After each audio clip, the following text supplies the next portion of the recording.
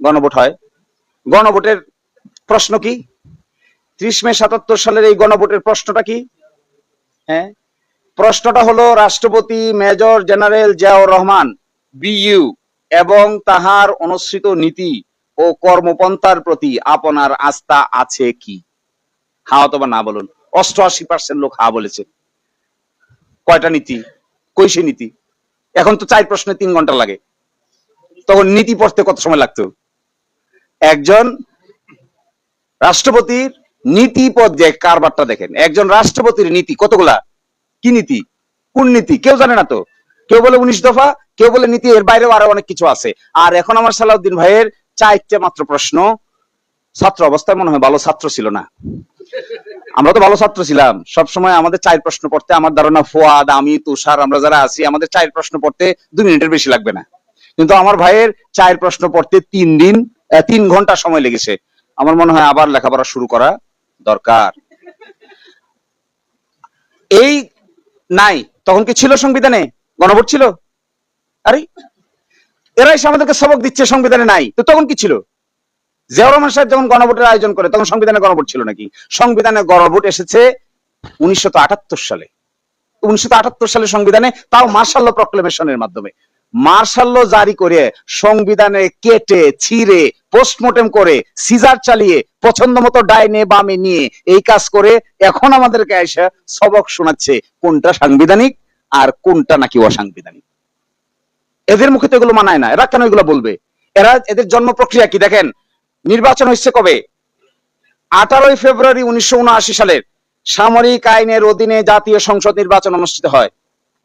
আশ্চর্য, ডেমোক্রেটিক নির্বাচনই তো না এটা।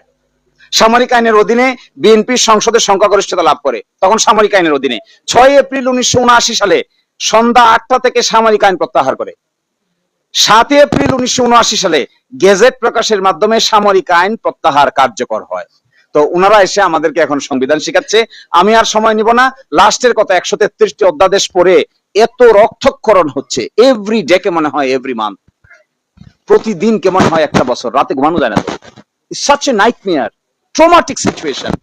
জাতীয় মানবাধিকার কমিশনের আইনকে রিপিল করে দিচ্ছে, গুম প্রতিরোধ প্রতিকার অধ্যাদেশকে রিপিল করে দিচ্ছে, সুপ্রিম কোর্টের বিচারক নিয়োগ অধ্যাদেশকে রিপিল করে দিচ্ছে, সুপ্রিম কোর্ট থেকে পৃথক বিচার বিভাগীয় সচিবালয়ের সামনে সরকার ইচ্ছা পোষণ করিলে শব্দযোগ করে দিচ্ছে, ব্যাংক রেজলিউশন অর্ডিন্যান্স বাদ করে দিচ্ছে।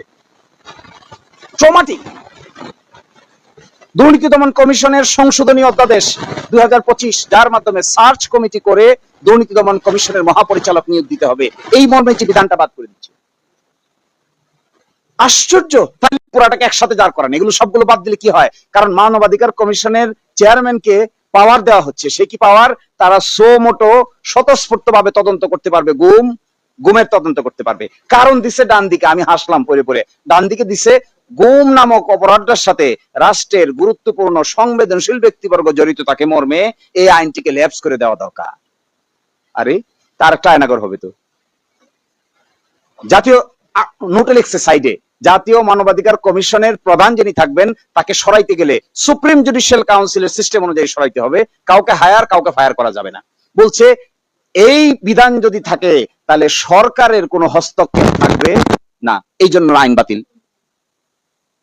দুর্নীতি দমন কমিশন বাতিল, মানবাধিকার কমিশন বাতিল, গুম কমিশন বাতিল, গুম প্রতিকার প্রতিরোধ অধ্যাদেশ বাতিল, সুপ্রিম কোর্ট সচিবালয় অধ্যাদেশ আন্ডার সাবসার্ভিয়েন্ট, সুপ্রিম কোর্টের বিচারক নিয়োগ অধ্যাদেশ নাই, আছে কি?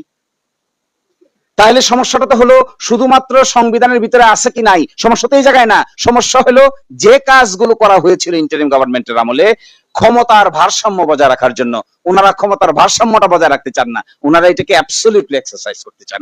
আসল কথাটা হলো এটা। ফলে এটা খুবই পেইনফুল আমাদের জন্য, ট্রমাটিক। আমরা যারা সময় দিয়েছি, কাজ করেছি এই সমস্ত অর্ডিনেন্স গুলোর সাথে, দেখেন এই অর্ডিনেন্স গুলো যখন হয়, আমার মনে আছে ল মিনিস্ট্রি প্রতিটা অর্ডিনেন্স ফ্রেম করার আগে 3-4টা ওয়ার্কশপের আয়োজন করেছে। আমরা অনেকেই পার্টিসিপেট করেছি এগুলোতে। ইভেন আজকালকার দিনের যিনি ল মিনিস্টার তিনিও পার্টিসিপেন্ট ছিলেন, আজকে বেমালুম সব ভুলে গিয়েছেন। তো আমার কথাটা হলো এটাই, আমার মনে হয় স্বপ্নটা নষ্ট হচ্ছে, হোপটা বিনষ্ট হচ্ছে, ফ্রাস্ট্রেশন গ্রো করছে, ইয়াং প্রজন্মের মানুষদের মধ্যে কনফিউশন বিল্ড আপ হচ্ছে। এই কনফিউশনটা কি আকারে আবার রাজনীতিতে হাজির হবে এটা এখনই বলার সময় হয় নাই। কিন্তু I am very afraid this type of political sagacity যদি কোনো নেতৃবৃন্দের থাকে, তাহলে এই নেতৃত্ব সম্পর্কে আমাদের আস্থা থাকবে না। আমি সবচাইতে বেশি অরিড এই প্রশ্নে, অনেক ক্যারিকেচার করে বানিয়েছেন, অনেক যুক্তি দিতে পারবেন, কিন্তু আপনারা যে সত্য বলছেন না, এটা তো আমরা টের পাই।